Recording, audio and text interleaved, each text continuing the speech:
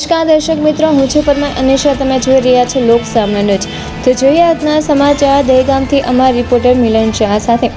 ગાંધીનગર જિલ્લાના દહેગામ શહેરમાં વિદ્યાર્થીઓ માટે આધુનિક સુવિધાઓથી સજ્જ નવી શાળા ભવનનું લોકાર્પણ કરવામાં આવ્યું હતું.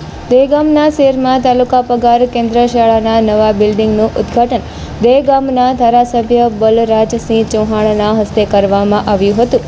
આ પ્રસંગે દહેગામ નગરપાલિકા પ્રમુખ, દહેગામ તાલુકા પ્રમુખ, શિક્ષણ સમિતિના પ્રમુખ, કોર્પોરેટરો તેમજ પૂર્વ ધારાસભ્ય કામિનીબેન રાઠોડ સહિતના આગેવાનો અને મહાનુભાવો ઉપસ્થિત રહ્યા હતા. કાર્યક્રમની શરૂઆત દીપ પ્રાગટ્યથી કરવામાં આવી હતી. અંદાજે ₹4,25,00,000ના ખર્ચે આ શાળા ભવનનું નિર્માણ કરવામાં આવ્યું છે. 3 વર્ષના સમયગાળા બાદ તૈયાર થયેલા આ આધુનિક શાળા ભવનનું આજે વિધિવત લોકાર્પણ કરવામાં આવ્યું હતું. શાળા ભવનને આધુનિક સુવિધાઓથી સજ્જ બનાવવા માટે શાળાના પ્રિન્સિપાલ હસમુખભાઈ તેમજ સમગ્ર સ્ટાફ દ્વારા તન મન ધનથી મહેનત કરવામાં આવી હતી.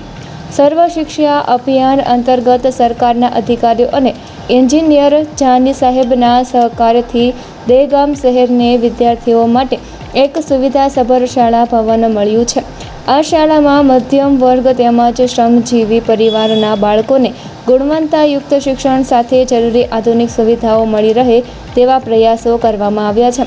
શાળા ભવનના નિર્માણ અને કામગીરીમાં દહેગામના ધારાસભ્ય બલરાજસિંહ ચૌહાણ દ્વારા પણ સતત પ્રયત્નો કરવામાં આવ્યા હોવાનું જણાવાયું હતું.